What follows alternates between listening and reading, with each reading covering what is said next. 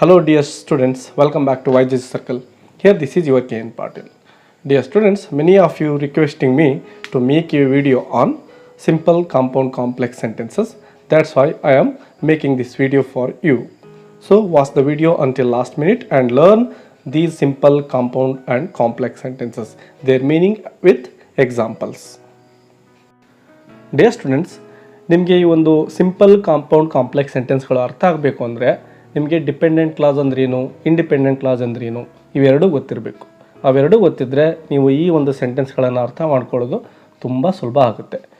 ಈಗ ನಾನು ಡೈರೆಕ್ಟಾಗಿ ಸಿಂಪಲ್ ಸೆಂಟೆನ್ಸ್ ಅಂದ್ರೇನು, ಕಾಂಪೌಂಡ್ ಸೆಂಟೆನ್ಸ್ ಅಂದ್ರೇನು, ಕಾಂಪ್ಲೆಕ್ಸ್ ಸೆಂಟೆನ್ಸ್ ಅಂದ್ರೇನು ಮತ್ತು ಅದರ ಒಂದು ಫಾರ್ಮೇಷನ್ ಅಥವಾ ಸ್ಟ್ರಕ್ಚರ್ ಹೆಂಗಿರುತ್ತೆ ಅನ್ನೋದನ್ನು ಸಿಂಪಲ್ಲಾಗಿ ಹೇಳ್ಕೊಡ್ತಾ ಇದ್ದೀನಿ. ಬನ್ನಿ ಮೊದಲಿಗೆ ಸಿಂಪಲ್ ಸೆಂಟೆನ್ಸ್ ಅಂದರೆ ಏನು ಅಂತಕ್ಕಂಥದ್ದನ್ನು ತಿಳ್ಕೊಳ್ಳೋಣ.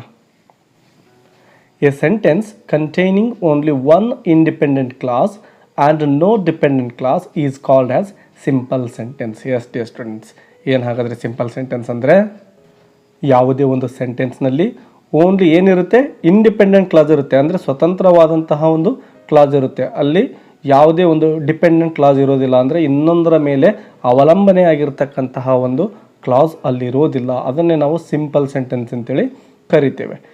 ಕೆಲವೊಂದಿಷ್ಟು ಎಕ್ಸಾಂಪಲ್ಸನ್ನು ನೆಕ್ಸ್ಟ್ ಹೇಳ್ತೇನೆ ನಾನು, ಆವಾಗ ನಿಮಗೆ ಸಂಪೂರ್ಣವಾಗಿ ಇದರ ಬಗ್ಗೆ ಅರ್ಥ ಆಗುತ್ತೆ. ಇನ್ನೊಂದು ಸ್ಟೇಟ್ಮೆಂಟ್ ಇದೆ ನೋಡ್ಕೊಳ್ಳಿ. A simple sentence will have the basic elements that is subject, predicate and a complete thought that make it a sentence. Yes dear students, ಏನಿರುತ್ತೆ ಅಂದರೆ ಅದರಲ್ಲಿ ಒಂದು ಸಬ್ಜೆಕ್ಟ್ ಇರುತ್ತೆ, ಒಂದು ಪ್ರೆಡಿಕೇಟ್ ಇರುತ್ತೆ ಮತ್ತು ಒಂದು ಕಂಪ್ಲೀಟ್ ಆದಂತಹ ಒಂದು ಮೀನಿಂಗ್ ಆ ಸೆಂಟೆನ್ಸ್ನಲ್ಲಿ ನಿಮಗೆ ಸಿಗುತ್ತೆ.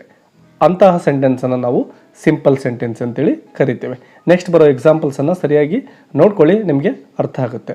Let's look at some examples ನಾವು. Yes, look at the first example. Corona virus is killing many people. Yes dear students, look at this sentence.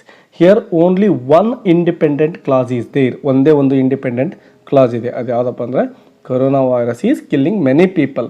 ಇಲ್ಲಿ ಯಾವುದೇ ಇನ್ನೊಂದು ಬೇರೆ ಒಂದು ಅರ್ಧ ಮೀನಿಂಗನ್ನು ಕೊಡ್ತಕ್ಕಂಥ ಯಾವುದೇ ಸೆಂಟೆನ್ಸ್ಗಳು ಇಲ್ಲ, ಅಥವಾ ಇನ್ನೊಂದು ಯಾವ ಸೆಂಟೆನ್ಸು ಇದ್ರ ಜೊತೆ ಸೇರಿಲ್ಲ. ಕಂಪ್ಲೀಟ್ ಮೀನಿಂಗ್ ಇದೆ, ಒಂದು ಸಬ್ಜೆಕ್ಟ್ ಇದೆ, ಒಂದೇ ವರ್ಬ್ ಇದೆ ಮತ್ತು ಒಂದು ಕಂಪ್ಲೀಟ್ ಥಾಟ್ ಇದೆ. ಇಂತಹ ಸೆಂಟೆನ್ಸ್ಗಳನ್ನೇ ನಾವು ಸಿಂಪಲ್ ಸೆಂಟೆನ್ಸ್ಗಳು ಅಂತೇಳಿ ಕರಿತೇವೆ. Look at the second example. I am learning English grammar. Yes dear students, ಈ ಒಂದು ಸೆಂಟೆನ್ಸ್ನಲ್ಲೂ ಅಷ್ಟೇ ಒಂದು ಸಬ್ಜೆಕ್ಟ್ ಇದೆ ಮತ್ತು ಒಂದು ಪ್ರೆಡಿಕೇಟ್ ಇದೆ ಅಷ್ಟೇ. ಮತ್ತು ಯಾವುದೇ ಒಂದು ಸೆಂಟೆನ್ಸ್ ಅಥವಾ ಅಪೂರ್ಣವಾದಂತಹ ಹೇಳಿಕೆಗಳು ಈ ಸೆಂಟೆನ್ಸ್ನೊಂದಿಗೆ ಸೇರಿಕೊಂಡಿಲ್ಲ. This is also simple sentence. Look at the third example. The government has changed the exam pattern for SSLC students. Yes dear students, this sentence looks longer than first two sentences, but this is same simple sentence. ಯಾಕೋ ಈ sentence ತುಂಬ lengthy ಆಗಿದೆ ಅಂತ ತಿಳ್ಕೊಂಡು ಇದು compound ಅಥವಾ complex sentence ಆಗಿದೆ ಏನೋ ಅಂತ ಕನ್ಫ್ಯೂಸ್ ಆಗೋ ಅವಶ್ಯಕತೆ ಇಲ್ಲ.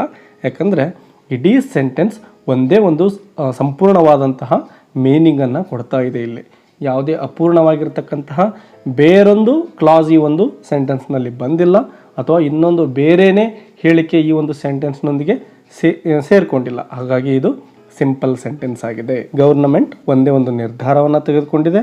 ಅದೇನಪ್ಪ ಅಂದರೆ ಎಕ್ಸಾಮ್ ಪ್ಯಾಟರ್ನನ್ನು ಚೇಂಜ್ ಮಾಡಿರೋದು. ಇಷ್ಟು ಮಾತ್ರ ಇರೋದಿಲ್ಲಿ, ಬೇರೆ ಯಾವುದೇ ಒಂದು ಮೆಸೇಜ್ ಅಥವಾ ಬೇರೊಂದು ಹೇಳಿಕೆ ಅಥವಾ ಬೇರೊಂದು ಮೀನಿಂಗ್ ಕೊಡ್ತಕ್ಕಂಥ ಸೆಂಟೆನ್ಸ್ ಇಲ್ಲಿಲ್ಲ. ಇದು ಸಿಂಪಲ್ ಸೆಂಟೆನ್ಸ್ ಆಗಿದೆ. ಈಗ ಕಾಂಪೌಂಡ್ ಸೆಂಟೆನ್ಸ್ ಬಗ್ಗೆ ತಿಳ್ಕೊಳ್ಳೋಣ. Look at the statement.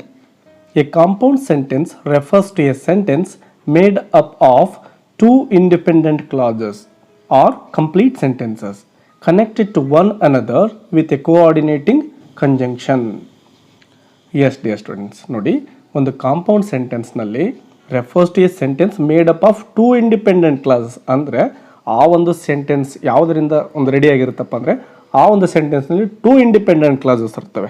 ಅಂದರೆ ಎರಡು ಸಂಪೂರ್ಣವಾಗಿ ಒಂದು ಅರ್ಥವನ್ನು ಕೊಡ್ತಕ್ಕಂತಹ ಹೇಳಿಕೆಗಳಲ್ಲಿರ್ತವೆ. ಅಲ್ಲೇ ಇದೆ ನೋಡಿ ಬ್ರಾಕೆಟಲ್ಲಿ, ಕಂಪ್ಲೀಟ್ ಸೆಂಟೆನ್ಸಸ್ ಅಂದರೆ ಎರಡೂ ಸೆಂಟೆನ್ಸ್ಗಳು ಕಂಪ್ಲೀಟ್ ಮೀನಿಂಗನ್ನು ಕೊಡ್ತಾ ಇರ್ತವೆ. ಆದರೆ ಏನಾಗಿರುತ್ತೆ ಅಂದರೆ connected to one another with a coordinating conjunction. Yes, ಆ ಎರಡೂ ಸೆಂಟೆನ್ಸ್ಗಳು ಯಾವುದರಿಂದ ಜೋಡಿಯಾಗಿರ್ತವೆ ಅಂದರೆ ಕೋಆರ್ಡಿನೇಟಿಂಗ್ ಕಂಜಂಕ್ಷನ್. ಏನು ಕೋಆರ್ಡಿನೇಟಿಂಗ್ ಕಂಜಂಕ್ಷನ್ ಅಂದರೆ ಇಲ್ಲಿ ಕೆಳಗಡೆ ನಾನು ನಿಮಗೆ ಲಿಸ್ಟ್ ಕೊಟ್ಟಿದ್ದೀನಿ, ಅವುಗಳನ್ನು ನೋಡ್ಕೊಳ್ಳಿ. Coordinating conjunctions are easy to remember if you think of the words fan boys. Yes dear students, ನೀವು ಈ ಫ್ಯಾನ್ ಬಾಯ್ಸ್ ಅಂತಕ್ಕಂಥ ಒಂದು ಕ್ಲೂ ವರ್ಡ್ಸ್ ಏನಿವೆ ಇವುಗಳನ್ನು ನೀವು ನೆನಪಿಟ್ಕೊಂಡ್ರೆ ಈ ಒಂದು ಕೋಆರ್ಡಿನೇಟಿಂಗ್ ಕಂಜಂಕ್ಷನ್ನ ನೆನಪಿಟ್ಕೊಳ್ಳೋದು ತುಂಬ ಸುಲಭ ಆಗುತ್ತೆ. ಹಾಗಾದರೆ ಆ ಒಂದು ಫ್ಯಾನ್ ಬಾಯ್ಸ್ ಯಾರು ಅನ್ನೋದನ್ನು ನೋಡಿ. ಎಸ್ ಡಿಯರ್ ಸ್ಟೂಡೆಂಟ್ಸ್, ಆ ಫ್ಯಾನ್ ಬಾಯ್ಸ್ ಬೇರೆ ಯಾರೂ ಅಲ್ಲ, ಇಲ್ಲಿರ್ತಕ್ಕಂತಹ ಒಂದು 7 ವರ್ಡ್ಸ್ ಏನಿವೇನೋ ಅವೇ fan boys. For, and, nor, but, or, yet, so ಈ ಒಂದು 7 ವರ್ಡ್ಸ್ ಏನಿದಾವೆ we call them as fan boys. ಈ ಫ್ಯಾನ್ ಬಾಯ್ಸ್ಗಳ ಮುಖ್ಯ ಕೆಲಸ ಏನಪ್ಪ ಅಂದರೆ ಈ ಕೋಆರ್ಡಿನೇಟಿಂಗ್ ಕಂಜಂಕ್ಷನ್ಗಳು ಮಾಡ್ತಕ್ಕಂತಹ ಕೆಲಸ ಏನು ಅಂದರೆ ಎರಡು ಸಂಪೂರ್ಣವಾಗಿರ್ತಕ್ಕಂತಹ ಹೇಳಿಕೆಗಳನ್ನು ಕನೆಕ್ಟ್ ಮಾಡ್ತವೆ. ಅಂದರೆ ಒಂದು ಸೆಂಟೆನ್ಸ್ ಇರುತ್ತೆ, ಆ ಸೆಂಟೆನ್ಸ್ನಲ್ಲಿ 2 ಸಂಪೂರ್ಣವಾದಂತಹ ಹೇಳಿಕೆಗಳಿರ್ತವೆ. ಆ ಎರಡೂ ಹೇಳಿಕೆಗಳನ್ನು ಈ ಒಂದು ಕೋಆರ್ಡಿನೇಟಿಂಗ್ ಕಂಜಂಕ್ಷನ್ಸ್ ಏನಿದಾವೋ ಅವೆರಡು ಏನು ಮಾಡಿರ್ತವೆ ಅಂದರೆ ಕನೆಕ್ಟ್ ಮಾಡಿರ್ತವೆ. ಅಂಥ ಸೆಂಟೆನ್ಸ್ಗಳನ್ನೇ ನಾವು ಕಾಂಪೌಂಡ್ ಸೆಂಟೆನ್ಸ್ಗಳು ಅಂತೇಳಿ ಕರಿತೀವಿ. ಫಾರ್ ಎಕ್ಸಾಂಪಲ್ಸ್, ಈ ಎಕ್ಸಾಂಪಲ್ಸ್ಗಳನ್ನು ನೋಡಿ ನಿಮಗೆ ಅರ್ಥ ಆಗುತ್ತೆ. Look at the first example. Corona virus is spreading all over the world and it is killing many people. Yes dear students, here we can see 2 clauses, 2 independent clauses. ಅವು ಯಾವ್ಯಾವಪ್ಪ ಅಂದರೆ ಮೊದಲನೇದು corona virus is spreading all over the world. This is first independent clause. And second one is it is killing many people. This is also another or second independent clause. ಈ ಎರಡೂ independent ಕ್ಲಾಸ್ಗಳನ್ನು and ಅಂತಕ್ಕಂತಹ ನಮ್ಮ fan ಬಾಯ್ ಏನು ಮಾಡಿದ್ದಾನೆ, connect ಮಾಡಿದ್ದಾನೆ. ಈ ರೀತಿ ಫ್ಯಾನ್ ಬಾಯಿಂದ ಈ ಎರಡೂ ಸೆಂಟೆನ್ಸ್ಗಳು ಅಥವಾ ಸ್ಟೇಟ್ಮೆಂಟ್ಗಳು, ಕ್ಲಾಸ್ಗಳು, ಇಂಡಿಪೆಂಡೆಂಟ್ ಕ್ಲಾಸ್ಗಳು ಕನೆಕ್ಟ್ ಆಗಿರೋದ್ರಿಂದ ಈ ಸೆಂಟೆನ್ಸನ್ನು ನಾವು ಕಾಂಪೌಂಡ್ ಸೆಂಟೆನ್ಸ್ ಅಂತೇಳಿ ಕರಿತೇವೆ. Look at the second example. I am learning English grammar, so I am watching this video. S dear students, here also 2 independent classes. I am learning English grammar, that is the first independent class, and second one is I am watching this video. I am watching this video ಅಂತಕ್ಕಂಥದ್ದು second independent class ಆಗಿದೆ. ಆ ಎರಡೂ independent ಕ್ಲಾಸ್ಗಳನ್ನು so ಅಂತಕ್ಕಂತಹ ನಮ್ಮ fan ಬಾಯ್ ಅಥವಾ coordinating conjunction ಇದೆ ಅದು ಜೋಡಿಸ್ತಾ ಇದೆ, ಕನೆಕ್ಟ್ ಮಾಡ್ತಾ ಇದೆ. That's why this is also compound sentence. Look at another example. Third example. Maharashtra government has cancelled 10th examination, but Karnataka government is conducting the examination for 10th students. Yes dear students, in this sentence also we can see 2 independent clauses. ಯಾವ್ಯಾವಪ್ಪ ಅಂದರೆ Maharashtra government has cancelled 10th examination, ಇದು ಒಂದು independent class ಆಗಿದೆನಾ. ಮತ್ತು second one Karnataka government is conducting the examination for 10th students. ನೋಡಿ, ಈ ಎರಡೂ ಸ್ಟೇಟ್ಮೆಂಟ್ಗಳೇನಿವೆ ಸಂಪೂರ್ಣವಾಗಿರ್ತಕ್ಕಂತಹ ಮೀನಿಂಗನ್ನು ಕೊಡ್ತಾ ಇವೆ. ಆ ಎರಡು ಮೀನಿಂಗ್ಫುಲ್ ಸೆಂಟೆನ್ಸ್ಗಳನ್ನು ನಾವು ಬಟ್ ಅಂತಕ್ಕಂತಹ ಒಂದು ಕೋಆರ್ಡಿನೇಟಿಂಗ್ ಕಂಜಂಕ್ಷನನ್ನು ಬಳಸಿಬಿಟ್ಟು ಎರಡೂ ಸ್ಟೇಟ್ಮೆಂಟ್ಗಳನ್ನು ಸೇರಿಸಿ ಒಂದೇ ಸ್ಟೇಟ್ಮೆಂಟನ್ನು ಮಾಡಿದ್ದೀವಿ. ಇದು ಕೂಡ ಕಾಂಪೌಂಡ್ ಸೆಂಟೆನ್ಸ್ ಆಗಿದೆ. ಈಗ ಕಾಂಪ್ಲೆಕ್ಸ್ ಸೆಂಟೆನ್ಸ್ಗಳ ಬಗ್ಗೆ ತಿಳ್ಕೊಳ್ಳೋಣ. ಫಸ್ಟ್ ಪಾಯಿಂಟ್ ಏನಿದೆ ನೋಡ್ಕೊಳ್ಳಿ. A complex sentence is made up of an independent clause and 1 or more dependent clauses connected to it. Yes dear students, ಇಲ್ಲೇನು ಅಂದರೆ ಯಾವುದೇ ಒಂದು ಸೆಂಟೆನ್ಸ್ನಲ್ಲಿ ಒಂದು ಇಂಡಿಪೆಂಡೆಂಟ್ ಕ್ಲಾಸ್ ಇರುತ್ತೆ, ಅಂದರೆ ಸಂಪೂರ್ಣವಾಗಿ ಮೀನಿಂಗನ್ನು ಕೊಡ್ತಕ್ಕಂತಹ ಒಂದು ಸೆಂಟೆನ್ಸ್ ಇರುತ್ತೆ. ಅದರ ಜೊತೆಗೆ 1 or more ಡಿಪೆಂಡೆಂಟ್ ಕ್ಲಾಸಸ್, ಒಂದು ಅಥವಾ ಅದಕ್ಕಿಂತ ಹೆಚ್ಚಿಗೆ ಡಿಪೆಂಡೆಂಟ್ ಕ್ಲಾಸ್ ಆಗಿರ್ತವೆ. ಈ ಡಿಪೆಂಡೆಂಟ್ ಕ್ಲಾಸ್ಗಳು ಏನಪ್ಪ ಅಂದರೆ ಆ ಒಂದು ಇಂಡಿಪೆಂಡೆಂಟ್ ಕ್ಲಾಸ್ ಏನಿತ್ತೋ ಅಂದರೆ ಸೆಂಟೆನ್ಸ್ ಏನಿತ್ತೋ ಅದರ ಮೇಲೆ ಅವಲಂಬಿತವಾಗಿರ್ತವೆ. ಇವು ಅರ್ಥ ಪಡ್ಕೋಬೇಕು ಅಂದರೆ ಇಂಡಿಪೆಂಡೆಂಟ್ ಕ್ಲಾಸ್ ಅಲ್ಲಿ ಇರಲೇಬೇಕು, ಅಂದಾಗ ಮಾತ್ರ ಇವಕ್ಕೆ ಅರ್ಥ ಸಿಗುತ್ತೆ. ಇಲ್ಲ ಅಂದರೆ ಇವು ಸಂಪೂರ್ಣವಾಗಿ ಅರ್ಥವನ್ನು ಕೊಡೋದಿಲ್ಲ.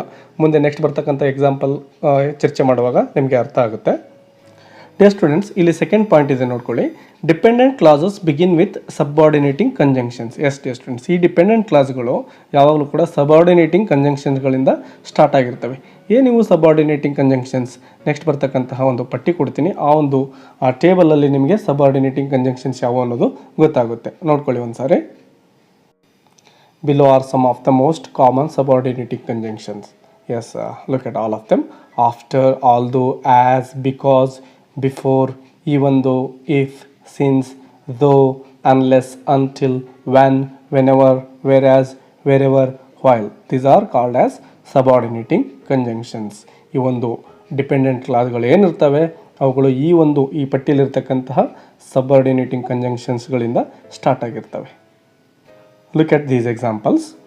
First example, people will be affected by corona unless they are vaccinated. Yes dear students, ಈ ಒಂದು ಸೆಂಟೆನ್ಸ್ನಲ್ಲಿ people will be affected by corona ಅಂತಕ್ಕಂಥದ್ದು ಏನಿದೆ ಅದು ಇಂಡಿಪೆಂಡೆಂಟ್ ಕ್ಲಾಸ್ ಆಗಿದೆ. ಅಂದರೆ ಸಂಪೂರ್ಣವಾಗಿ ಮೀನಿಂಗನ್ನು ಕೊಡ್ತಕ್ಕಂತಹ ಕ್ಲಾಸ್ ಅದಾಗಿದೆ.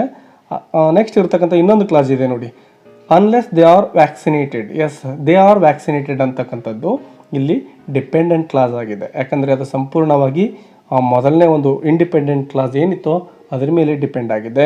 ಇಲ್ಲಿ ಅನ್ಲೆಸ್ ಅಂತಕ್ಕಂತಹ ಒಂದು ಸಬಾರ್ಡಿನೇಟಿಂಗ್ ಕಂಜಂಕ್ಷನ್ ಏನು ಮಾಡಿದೆ, ಅವೆರಡೂ ಕ್ಲಾಸಸ್ಗಳನ್ನು ಜೋಡಿಸಿದೆ. ಹಾಗಾಗಿ ಇದು complex sentence.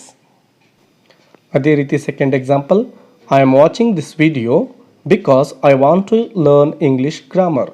S dear students, ಇಲ್ಲಿ ಬಿಕಾಸ್ ಅಂತಕ್ಕಂತಹ ಒಂದು ಸಬಾರ್ಡಿನೇಟಿಂಗ್ ಕಂಜಂಕ್ಷನ್ ಏನು ಮಾಡಿದೆ ಅಂದರೆ I am watching this video ಅಂತಕ್ಕಂತಹ ಒಂದು ಮೇನ್ ಕ್ಲಾಸ್ಗೆ ಅಥವಾ ಇಂಡಿಪೆಂಡೆಂಟ್ ಕ್ಲಾಸ್ಗೆ I want to learn English grammar ಅಂತಕ್ಕಂತಹ ಒಂದು ಡಿಪೆಂಡೆಂಟ್ ಕ್ಲಾಸನ್ನು ಸೇರಿಸಿದೆ, ಜೋಡಿಸಿದೆ. ಅವೆರಡನ್ನೂ ಸೇರಿಸಿದಾಗ ಒಂದು ಕಂಪ್ಲೀಟ್ ಮೀನಿಂಗ್ ಬರ್ತಕ್ಕಂಥ ಸೆಂಟೆನ್ಸ್ ಆಗುತ್ತೆ.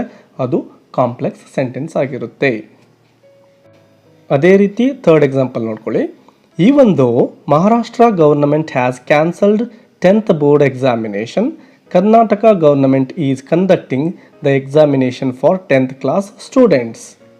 ಈ ಒಂದು ಸೆಂಟೆನ್ಸ್ನಲ್ಲಿ ನೋಡಿ, ಸೆಂಟೆನ್ಸನ್ನು ನಾವು ಸಬಾರ್ಡಿನೇಟಿಂಗ್ ಕಂಜಂಕ್ಷನ್ನಿಂದಾನೇ ಸ್ಟಾರ್ಟ್ ಮಾಡಿದ್ದೇವೆ. ಯಾವುದು ಆ ಸಬಾರ್ಡಿನೇಟಿಂಗ್ ಕಂಜಂಕ್ಷನ್? ಈವನ್ ದೋ ಅಂತಕ್ಕಂಥದ್ದು. ಹೌದಾ?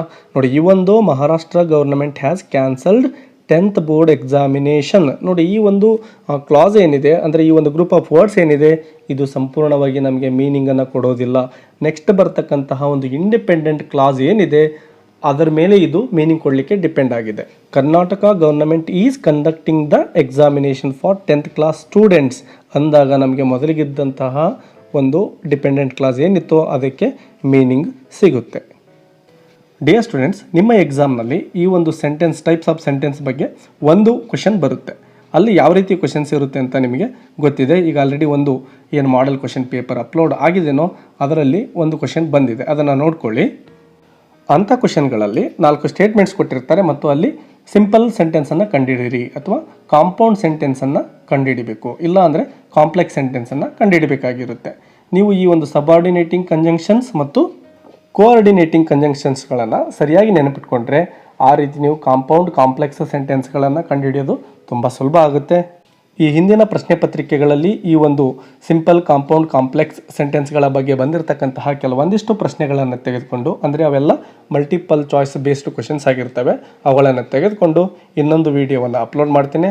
ಈ ಒಂದು ಈಗ ಹೇಳಿರ್ತಕ್ಕಂತಹ ವಿಡಿಯೋದಲ್ಲಿ ಎಲ್ಲ ಪಾಯಿಂಟ್ಸ್ ಏನು ಹೇಳಿದ್ದೇನೆ ಅವನ್ನೆಲ್ಲ ಸರಿಯಾಗಿ ನೆನ್ಪಿಟ್ಕೊಳ್ಳಿ ಅಂದಾಗ ನೆಕ್ಸ್ಟ್ ಮಾಡ್ತಕ್ಕಂತಹ ವಿಡಿಯೋ ನಿಮಗೆ ತುಂಬ ಈಸಿ ಆಗುತ್ತೆ. Yes dear students, this is enough for today. I will meet you with those questions. Until take care and bye bye dear students.